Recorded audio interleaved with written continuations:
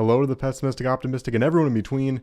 My name is Connor Philippine. Welcome back to the Minnesotan Sports Podcast, and I'm finally here in a studio, so to speak. We moved out of our old apartment, thought we were going to move into a house, and things kind of got messed around, and we ended up living in a employee housing style hotel for about a month and a half. So I didn't have my gear. I didn't really feel right making all this content on my phone, and on top of that, I was super busy. So I figured this is the most important part of the NFL season anyway, so I might as well still make some important content as we go down this final stretch. And we're going to start things off here with just taking a look here at the NFL standings. And we're going to start off here with the AFC West because it is home to the Denver Broncos that currently hold that number one seed in the AFC.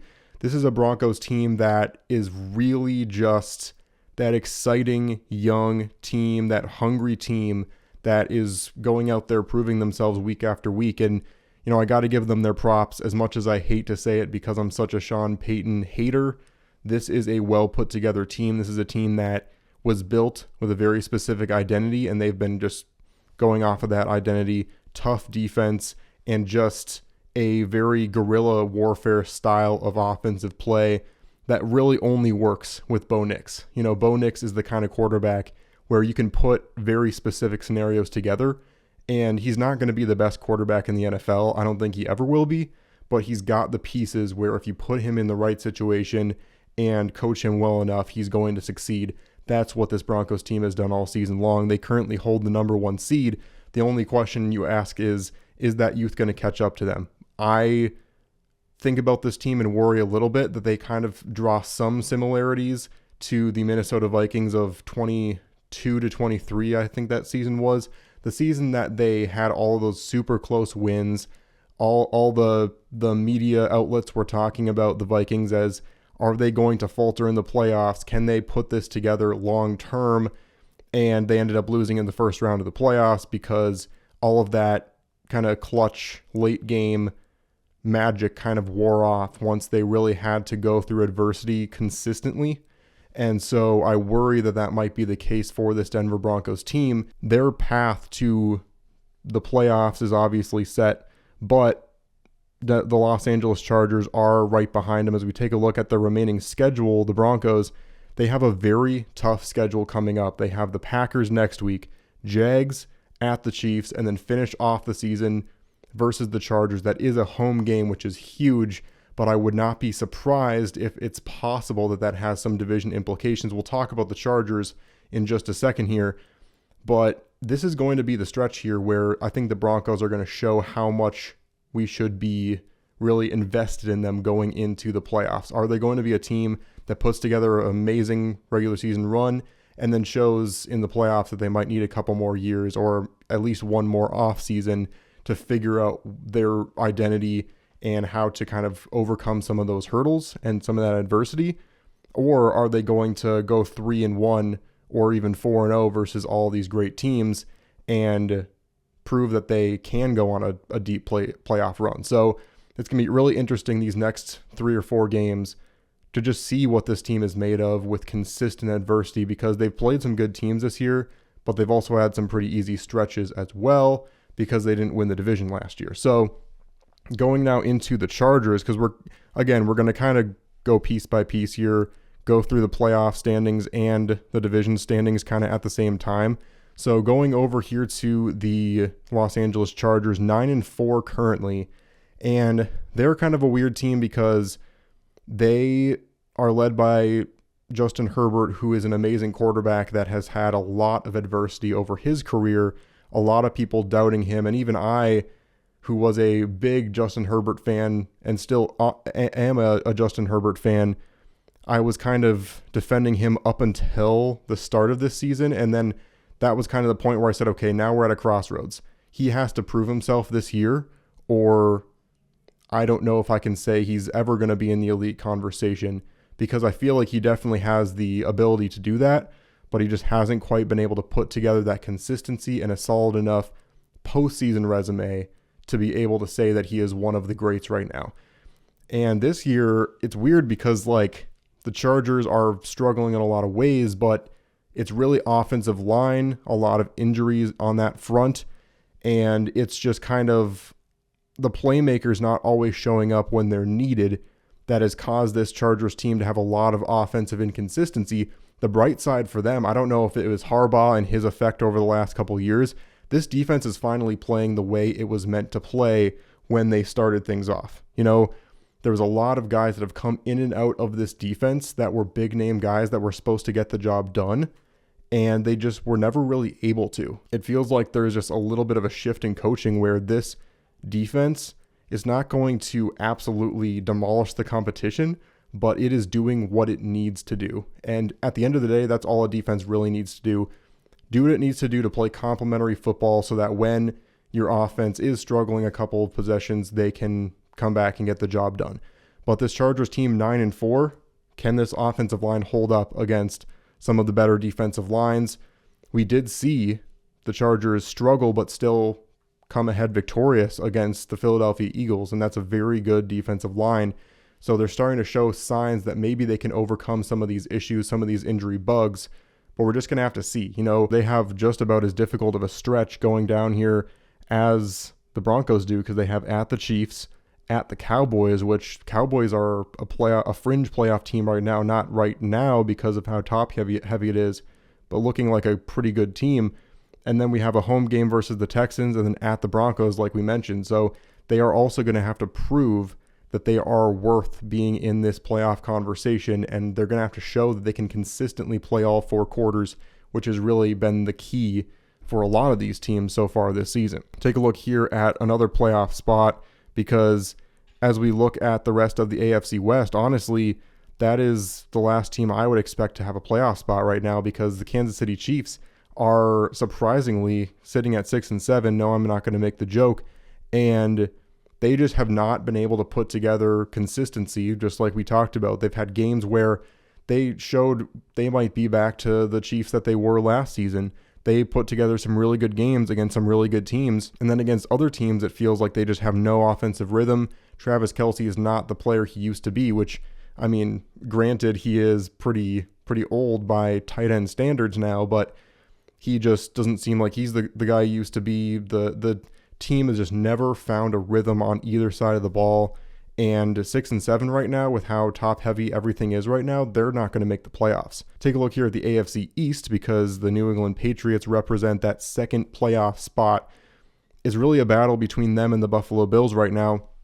New England Patriots at 11-2, tied with the Denver Broncos. Denver Broncos 7-2 in conference games. Patriots are 6-2 in conference games. So the tiebreaker is going to end up being really interesting down the stretch. If you take a look here at their remaining schedule versus the Bills this week or this weekend, stay tuned tomorrow on Thursday for my breakdown of making all the picks for this week, because it's going to be a huge week for a lot of teams.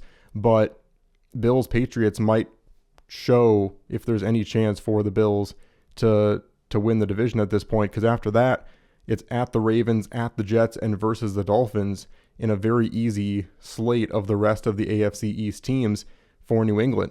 Dolphins have a chance. We'll go over them really quickly here because they are 6-7 as well. Again, with the current 7 seed being 8-5, don't really think they have much of a chance, but honestly very impressive to be able to overcome some of the struggles that they've had. After they lost to the Browns mid-season, 31-6, I thought that was McDaniel's job that he just lost. That I truly thought that was going to be it for him. You put together wins versus the Bills, a huge upset, beat the Commanders. They didn't have Jaden Daniels, but still. And then you beat the Jets. I mean, 4-game winning streak and 5 of their last 6. That's crazy for a team that I truly didn't think their head coach was going to survive the midseason. But sitting at 6-7, not looking like they're going to have much of a chance the rest of the way.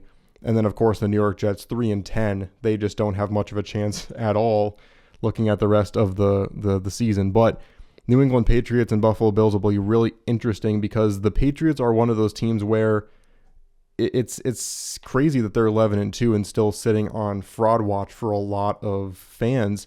Because you take a look here, they lost to the Raiders to start the season, and you take a look at their wins. Really, they've played 3 tough teams this year in the Steelers, Bills, and Buccaneers, and they beat 2 of those 3 teams.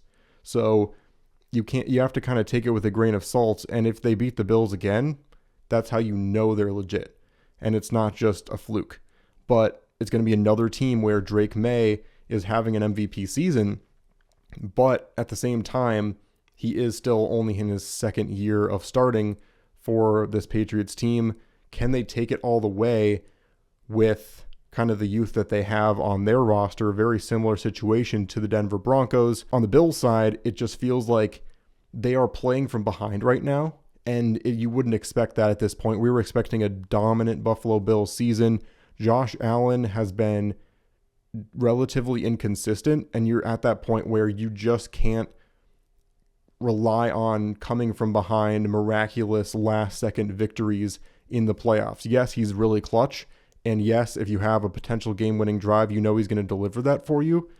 But if you play like the Bills played in a good part of that game against the Bengals last Sunday, in any sort of playoff situation, you're going to be down by enough where even Josh Allen's not going to be able to overcome that.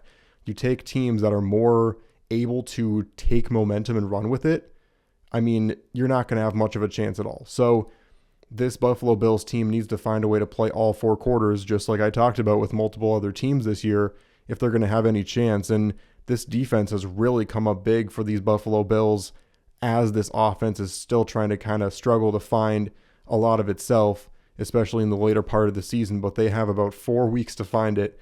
And honestly, they have this 3-day window to find it if they really want to have any chance of winning the AFC East. So we'll see what they do. Jaguars, Texans, and Colts are in a 3-way race for the AFC South, but of course, not expecting much from the Colts the rest of the season. Of course, devastating injury to Daniel Jones last week, and so all the best to him because, I mean, he was having such a good season, and to have it end off of something like that when you're finally proving the doubters wrong. He wanted to be able to go in and have a deep playoff run to show what he's made of and really make a case for himself to get the kind of contract that Sam Darnold got in this last offseason, and now he really doesn't have a chance to show what he would have done, and that really sucks for a lot of reasons.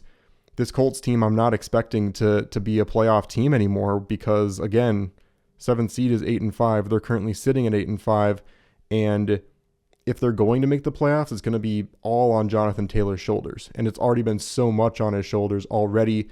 Tough to see if this team is still going to succeed. But again, a lot of support needed from them also on the defensive side because they got a lot of pieces in the trade deadline. They've got the Jags, Seahawks, 49ers, Jags, and Texans. I mean, that's the most difficult schedule to finish off the season in the NFL. So if they still have it, we're going to see it. But I just don't see that happening. I think it's going to be between the Texans and Jags. The Jaguars are just a standout team. No one expected them to have the kind of year they're having. Victories against the Texans, 49ers, Chiefs. They lost to the Seahawks and Rams in games that offensively they just could not put it together. The rest of the way, though, they've scored more than 30 points in half of their games the rest of the stretch.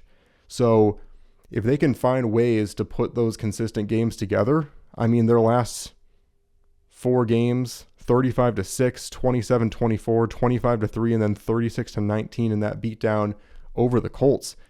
And they have all the momentum right now. And other than the Broncos game, now that the Colts are missing Daniel Jones, they just signed Phillip Rivers, which is absolutely insane. But the Jags have a clear route to winning the AFC South. And you take a look here now at the Texans' schedule, because I think that they are going to prove a lot of people wrong the last few games of the season. People are calling them just kind of that run-of-the-mill team that feels like they're on a fringe of being called a genuine playoff threat, but there's just something about them. People don't seem to think that they can get to that point. But they just beat the Jags, Titans, Bills, Colts, and Chiefs all in a row. We are seeing a defense from the Texans that they were hoping to get when they made all those trades last offseason, when they made those offseason acquisitions. They are finally that defensive front that they were hoping to have. And it's so great to see so many of those players succeeding, especially Danielle Hunter, who is, of course, a former Viking. But this defense is on another level right now. CJ Stroud is not playing his best football. I mean, they're winning these games 16-13, 23-19, 2 more 20 spots the last couple weeks. But their defense is finding a way. The only question is, you're going to run into teams that play well enough offensively where you're going to have to get yourself in a battle against them. You know, you play the Bills, for example, and it was a 23-19 game in the playoffs. If you play the Bills again, Josh Allen's not going to score 19 points against you again, even with those inconsistencies. So they need to find ways to, trust in CJ Stroud to still get the job done when the defense eventually does have a few struggles in a few of these playoff games, if they make it to that point. Looking ahead here to the Pittsburgh Steelers and the Baltimore Ravens, this is a weird division where Cincinnati Bengals are pretty much officially out. Not impossible, but pretty much impossible, especially after that really difficult loss to the Bills. Joe Burrow doing about everything he can do to keep the Bengals in that game, not quite able to get it done. So the Ravens and Steelers are really in weird spots because it feels like they're showing what they could potentially be, and then the next week it just feels like they are completely collapsing. The Steelers are putting together their traditional 9-8 season. Mike Tomlin, I don't know what it is about the way he coaches football, but lately it just feels like he just is having a really hard time adjusting. This Steelers team puts together a couple of good quarters and we see that same inconsistency, but it's such a stark contrast of one half to another where the Steelers kind of get sent reeling, and it takes a lot of effort from their defense to be able to keep them in games lately. And Aaron Rodgers is supposed to be playing some really good football, and you've got DK Metcalf, and you've got a couple other pieces on this offense, and it just feels like, what is the missing piece here? I don't know if it's just the way that this offense is running. I don't know what's going on, but 7-6 and a potential another 9-8 season, you might see 1 or 2 weeks where they look like the dominant team they could be with this defense.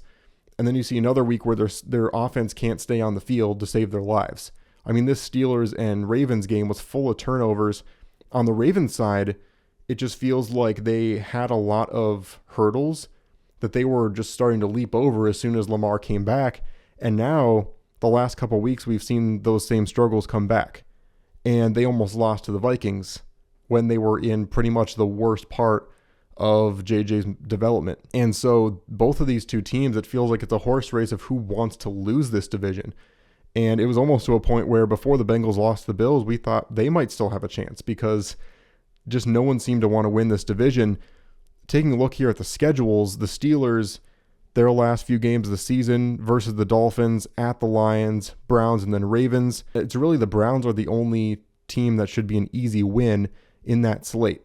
But you still do feel like that game against the Ravens to finish off the season might end up deciding this division, because for the Ravens, they've got Bengals, Patriots, Packers, Steelers.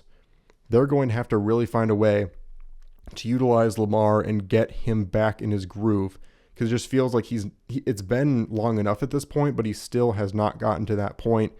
Packers and Patriots are the 2 games.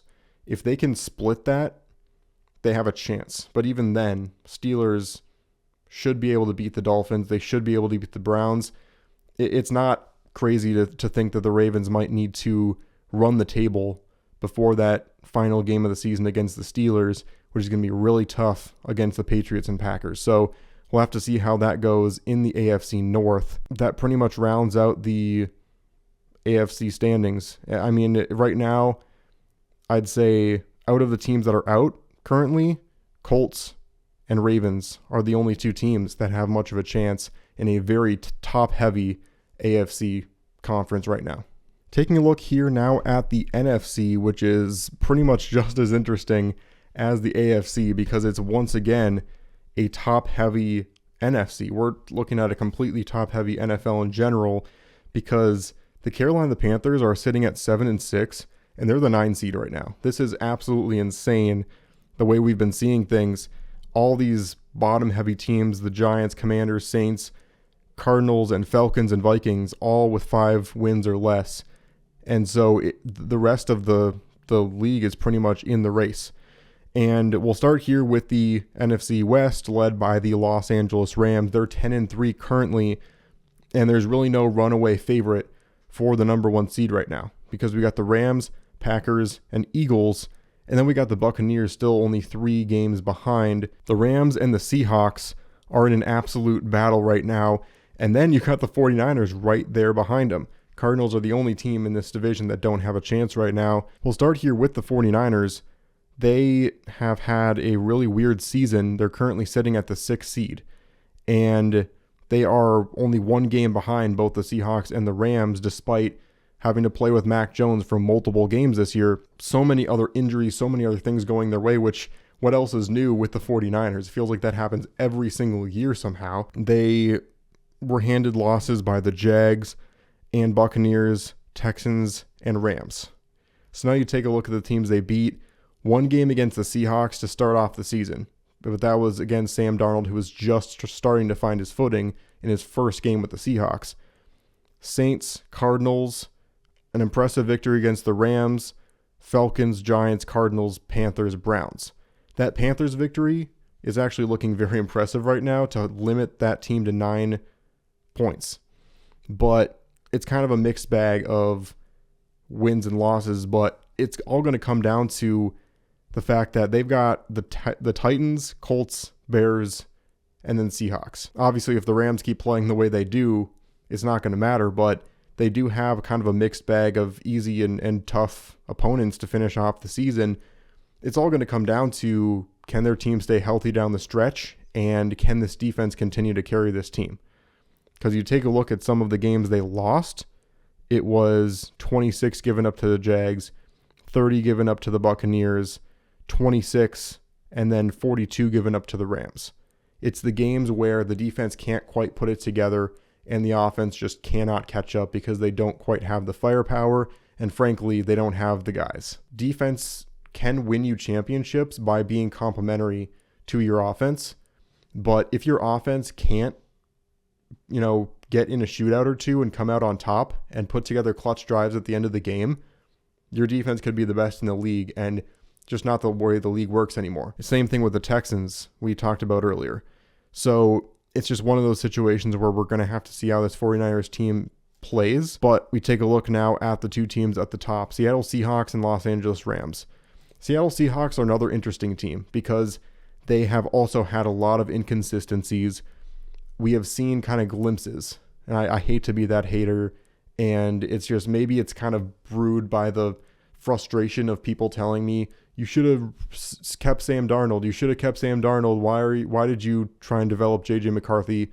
I went on a rant about that a couple weeks back, but we saw multiple times throughout this season why you should pump the brakes a little bit on, we should have re-signed Sam Darnold, because he has those games where he will throw multiple interceptions. And I'm not going to be surprised if one of those games where he throws multiple interceptions and can't get the ball where he needs to get it is their very first playoff game. Just wait and see, because this is a Sam Darnold-led team that in the clutch, how well can they really perform? And we're going to see that a lot in the last 4 games this season. Versus the Colts, very good defense. Versus the Rams, very good defense. Panthers and 49ers. We're going to see what Sam Darnold's made of in these last 4 games. It's going to be another situation, another season where he's on a very good team that has 2 or 3 losses only going into the final stretch of the season. They're tied toe-to-toe with their division rival to try and win the division, get huge home field advantage. Can he do it? Can he get over that hump? It might come down to whether or not he can beat the Rams on Thursday Night Football on the 18th. And my guess is going to be no, and he's going to throw multiple interceptions. So I do expect the Rams to win this division. You take a look at the rest of their games this season, it's not exactly a walk in the park, because again, they have that big Seahawks game that's preceded by the game against the Lions on the 14th this Sunday. They have 2 easy games after that, though. If they can win those 2, it's a walk in the park with the Falcons and the Cards. The Rams are the team to beat right now. Matthew Stafford is playing MVP football. this defense is putting it all together and the run game is amazing. I don't think there's very much besides potentially an injury that could stop this Rams team right now. They are far and away the number 1 seed in the NFC. Taking a look here now at the NFC North, which is probably the craziest division past that point in the entire league, because we've got the Packers sitting at 9-3-1. They just proved once again that the Bears still suck, defeating the Bears on Sunday on the America's Game of the Week. Bears came into that game with an opportunity to prove themselves. Now, everyone was doubting them all season long because they're the Bears. They were trying to come in and prove that they are not the same old Bears as previous seasons. Still sitting at 9-4, but they had an opportunity to go into Lambeau and make their mark, and they couldn't get it done. This Packers defense was too much for Caleb Williams. They're still sitting at the 7th seed right now, but now you take a look here at the games they've played.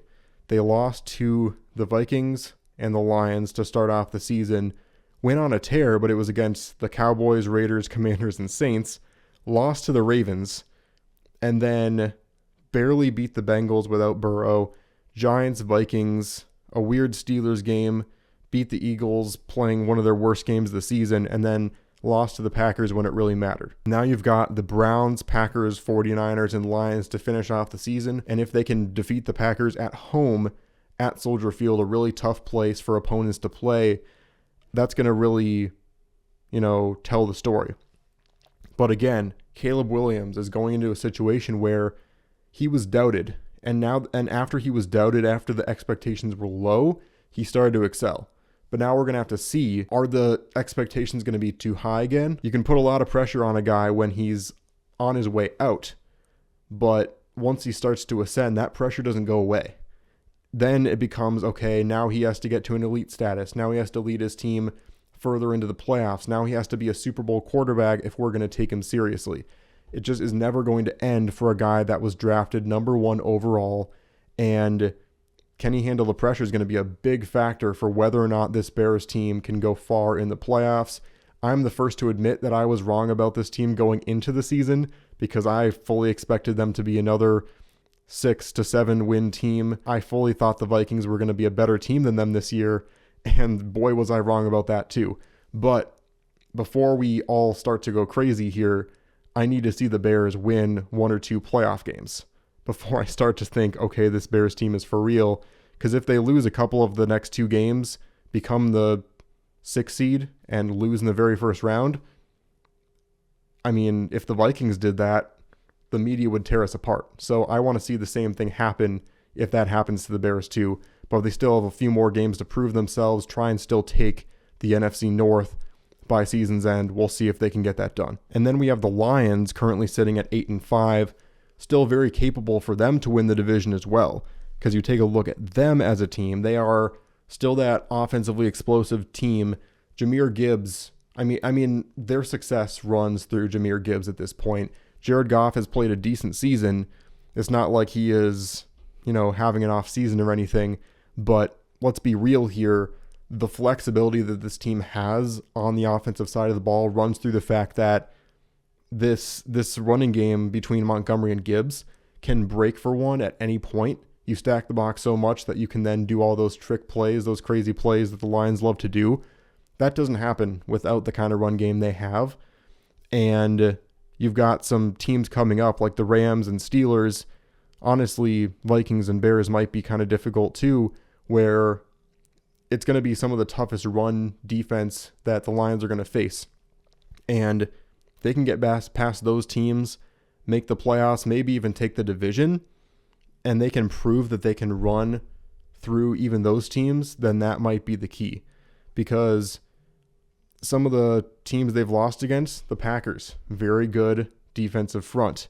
Chiefs, they've got a pretty decent defensive front themselves. Vikings have their moments here and there. That was kind of just a weird, clunky game for them in general where they couldn't quite find the rhythm. And then at the Eagles versus the Packers. Those are all games with some really good D-lines that have been able to stand up to this Lions running game. And when that running game gets taken away and Jared Goff has left there forced to throw on 3rd and longs, is he going to get the job done? On top of that, you really have to overcome the hurdle of this Lions defense. They honestly have not been as atrocious as we thought they'd be. They've had their moments, especially with Aiden Hutchinson back in the fold this year, but it's all got to come together. And the consistency just has not quite been there this season, and that's why they're not sitting at the top of the division right now. They have to find a way to do that. They certainly have a capability to do it, but they have one of the more tough finishes to the season out of any team in the NFL right now. And they've got some teams breathing down their neck here at the bottom of this wild card playoff picture. Before we get to that, we'll take a look here at the rest of the teams. Philadelphia Eagles is really the only team in the NFC East that has a chance at the division at this point.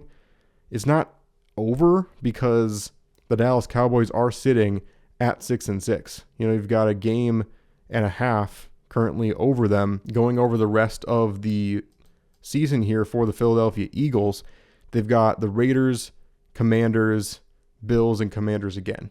I see potentially one loss against the Bills on that list. I just don't see them losing this division at this point. But it's still kind of one of those weird years where the Eagles are so dysfunctional. I don't understand it. People were talking about how JJ must want out. They looked at his body language on the sideline, him throwing down his helmet one or two times and acted like he was some diva or that he wanted out from the team. Take a look at AJ Brown. He has a Super Bowl ring. They're defending champions, still one of the better teams in the league, and he's mad that he's not getting the ball. JJ would kill for the Vikings to be able to win enough games and to be genuinely considered one of the better teams and to be able to win playoff games consistently and to win a Super Bowl. Justin Jefferson would kill for that. And so to see AJ Brown's obvious frustration with not getting the ball when his team's still winning games, he is one of the main contributors to this locker room being lost, and it's just turmoil right now for the Philadelphia Eagles, and they're still sitting at 8-5. I've never seen a more dysfunctional locker room for a team that still is very much in the running for the playoffs this year. They could very much still make it to another Super Bowl if they can just get their act together. And the offense is not where it was last year. The fact that the running game is playing as poorly as it has really confirms my point that at the end of the day, it's a lot more the offensive line and scheme than it is any running back in the league. Saquon Barkley didn't have one of the best rushing performances of the NFL history last year only because he's a really good running back. It was because he has the best offensive line in the NFL. Not saying he's not an amazing running back, but we saw it this year. Running game isn't as strong. Saquon Barkley is not running the ball as well as he did last year because the O-line's not blocking well enough and just the holes aren't there. You're just seeing with all of this dysfunction, it feels like Jalen Hurts is just sitting there in the fold, and he needs to be a leader and step up and lead this team and bring things together. AJ Brown needs to get his act together as well. But this team currently sitting at 8-5, they're very much a shoo-in for the NFC East. It's just going to be really interesting to see what happens for them in the playoffs. Tampa Bay Buccaneers, they're currently sitting at 7-6, and it was looking like they were a shoo-in for the NFC South, and then they started to implode a little bit, and here come the Carolina Panthers. Tampa Bay Buccaneers have lost 4 of their last 5 games. It was a very tough stretch, obviously, because they lost to the Patriots, Bills, and Rams. They had previously beaten the 49ers and Seahawks and Texans earlier on in the season, so it's been kind of a mixed bag of how they've played against some of the better teams in the league. And so it's going to come down to whether or not they can beat their division foe, because they've got the Panthers twice now to finish off the season. And it's been kind of a completely different situation for the Panthers because they came into the season completely dead to rights. Bryce Young was being brought up as potentially losing his job in Carolina. And now all of a sudden, they've won 3 of their last 5. They had a 3-game winning streak middle of the season. And they do have to play the Saints, Bucks twice, and Seahawks. It's not going to be an easy road. But I think this 4-game stretch is going to show whether or not they're just kind of on a fun little fluky tear or if this team is for real. If they can find a way to win this division, Bryce Young might have a name for himself in Carolina long term after a lot of people already gave up on him, which is another reason why JJ should develop, because look how bad Bryce Young looked at multiple points to start off his career. It doesn't always work as quickly as it worked for Burrow, for Stroud, for Daniels. That's just the way it goes. But it's going to be very interesting to see how that NFC South battle continues. We already talked about the Seahawks, 49ers, Bears, Lions, Panthers sitting at 9. They currently are really the only other team besides the Lions that could even sneak in as a wild card team. But if they lose enough games to lose the division, it probably meant that they fell behind 500 and are probably not going to make the playoffs either. Cowboys are very much in the running for the 7th seed, but they are going to have to pretty much run the table because they are currently sitting at 2.5 behind, and they've got the Vikings, Chargers, Commanders, and Giants. That is a very winnable schedule there. They're going to have to find a way to beat the Chargers, but I think they'll beat the Vikings, should be able to beat the Commanders and Giants. And so the question becomes, is 10-7 going to be enough to make the playoffs in this kind of a spread here with the Bears, the Lions? But a lot of these teams have some really tough matchups going down the stretch, and there's going to be situations where one of these teams is going to have to lose because they play each other. So we're going to have to see how it goes for the Cowboys. They need a lot of help, and they need to run the table pretty much, but they have a chance as well. But that pretty much wraps it up here for the AFC and NFC playoff picture. It's going to be really interesting to see how all of this plays out because, again, it's such a top-heavy league this year. No team is completely dominant, but at the same time, no team is really in the playoffs where you don't feel like they couldn't run the table. I mean, when you've got all these teams that are sitting at 9-4 and are pretty low in the wild card race, we might see more technical upsets with 6s over 3s and 7s over 2s than we've ever seen in playoff history. So it should be really fun to see how it all works out. But make sure you stay tuned for my video tomorrow where I'm going to be talking about the games coming up for week 15. It's going to be really fun, and I think there's going to be a lot of upsets this week. There should be a lot of fun games the last 4 weeks of the season, and this playoffs is going to be incredible. So thanks so much for watching. So happy to be back in my new space, and make sure you like and subscribe. Continue to follow my content. I really appreciate it, and I'll see you on the flip side.